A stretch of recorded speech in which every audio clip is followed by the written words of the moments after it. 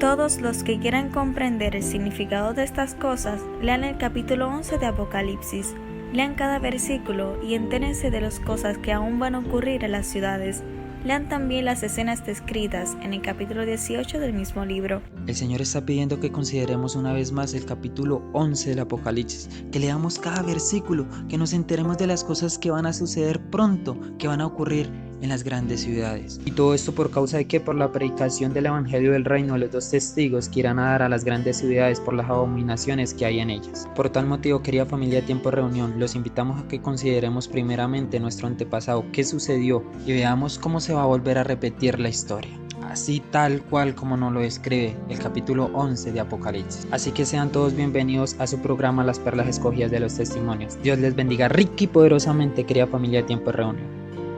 ¿Qué tiempo señalan los 42 meses y los 1260 días, hermana Vanessa? Los 42 meses y los 1260 días designan el mismo plazo, o sea, el tiempo durante el cual la Iglesia de Cristo iba a sufrir bajo la opresión de Roma. Los 1260 años del dominio temporal del Papa comenzaron en el año 538 de Jesucristo y debían terminar en 1798. En dicha fecha entró en Roma un ejército francés que tomó preso al Papa, el cual murió en el destierro. A pesar de haberse elegido un nuevo Papa al poco tiempo, la jerarquía pontificia no volvió a alcanzar el esplendor y poderío que antes tuviera. Esto sucedió en el pasado, ¿verdad? ¿Y será que después de que surja esa bestia del abismo, no volverá a hacer lo mismo? Te lo dejo para que tú lo consideres. Bajo un escrito está en la palabra de Dios.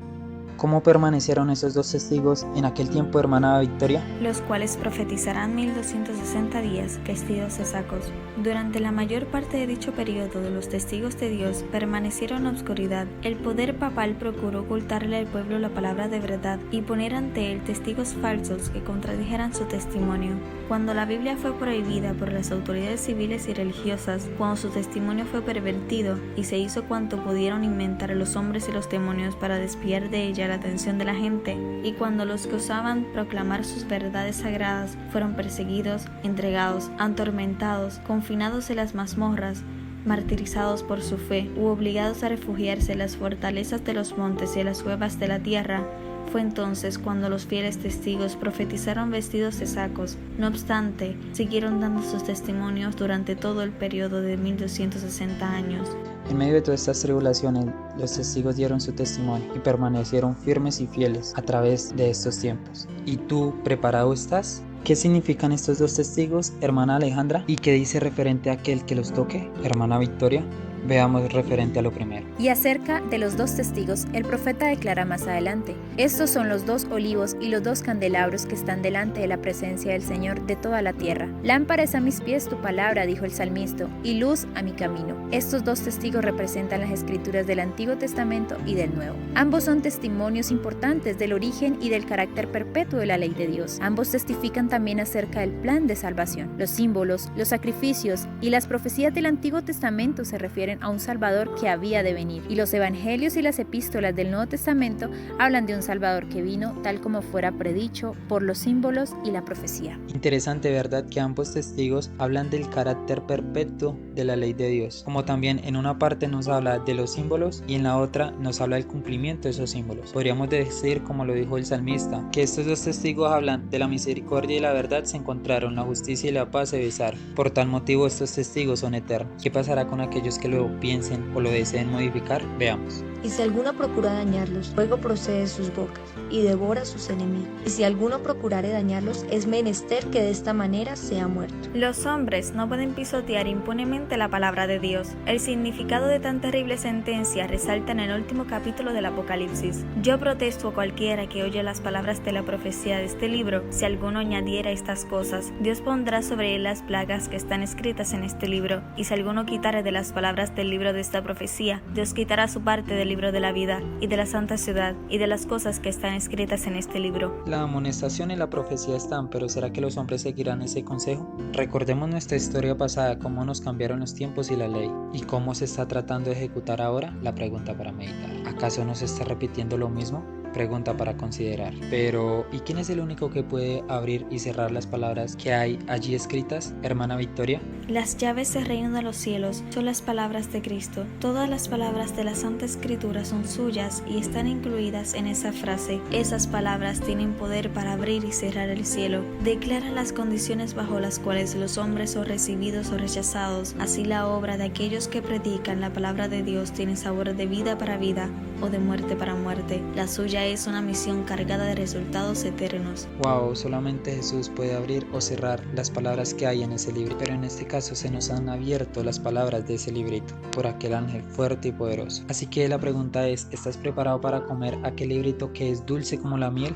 Para que profetices a muchos pueblos, naciones, lenguas y reyes. Bien, ahora veamos qué sucedió en antaño, que nos dice la profecía referente a la gran ciudad. Hermana Ale. La gran ciudad, en cuyas calles son asesinados los testigos y donde yacen sus cuerpos muertos, se llama simbólicamente Egipto. De todas las naciones mencionadas en la historia de la Biblia, fue Egipto la que con más osadía negó la existencia del Dios vivo y se opuso a sus mandamientos. Ningún monarca resistió con tanto descaro a la autoridad del cielo como el rey de Egipto. Cuando se presentó Moisés ante él para comunicarle el mensaje del Señor, el faraón contestó con arrogancia: ¿Quién es Jehová para que yo oiga su voz y deje ir a Israel? Yo no conozco a Jehová, ni tampoco dejaré ir a Israel. Éxodo 5:2. Esto es ateísmo, y la nación representada por Egipto iba a oponerse de un modo parecido a la voluntad del Dios vivo, y a dar pruebas del mismo espíritu de incredulidad y desconfianza. La gran ciudad es también comparada simbólicamente con Sodoma. La corrupción de Sodoma al quebrantar la ley de Dios fue puesta de manifiesto especialmente en la vida disoluta. Y este pecado iba a ser también rasgo característico de la nación que cumpliría lo que estaba predicho en este pasaje.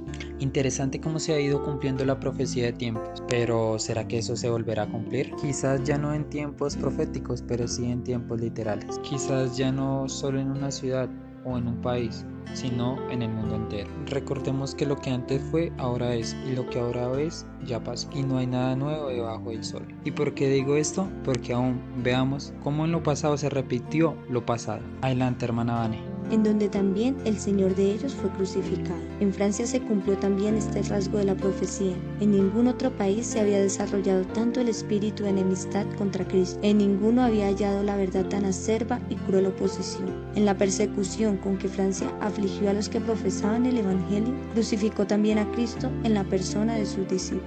Y aún hoy en día vemos las secuelas del ateísmo, en donde la ciencia hoy en día siempre procura tener la diosa de Francia, la diosa de la razón, y esto causando tribulación, persecución a un pueblo que solamente busca libertad de expresión, libertad de adoración a un verdadero Dios. ¿Y cómo sucedió en el pasado a causa del testimonio de estos testigos en la persona de los discípulos de Cristo?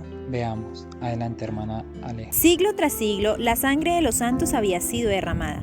Mientras los valdenses sucumbían en las montañas del Piamonte a causa de la palabra de Dios y del testimonio de Jesús, sus hermanos, los albigenses de Francia, testificaban de la misma manera por la verdad. En los días de la Reforma, los discípulos de esta habían sucumbido en medio de horribles tormentos.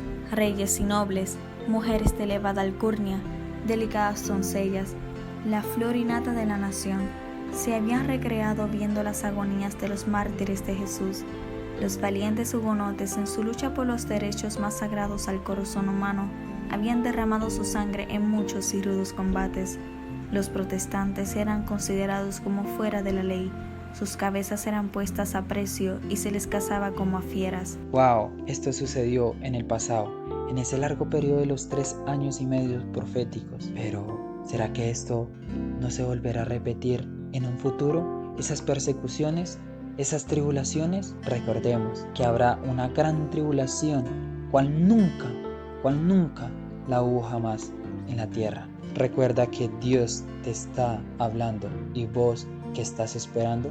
Dios les bendiga rica y poderosamente, querida familia de Tiempo de Reunión, y continuemos con estos maravillosos estudios. Adelante, hermano Leandro.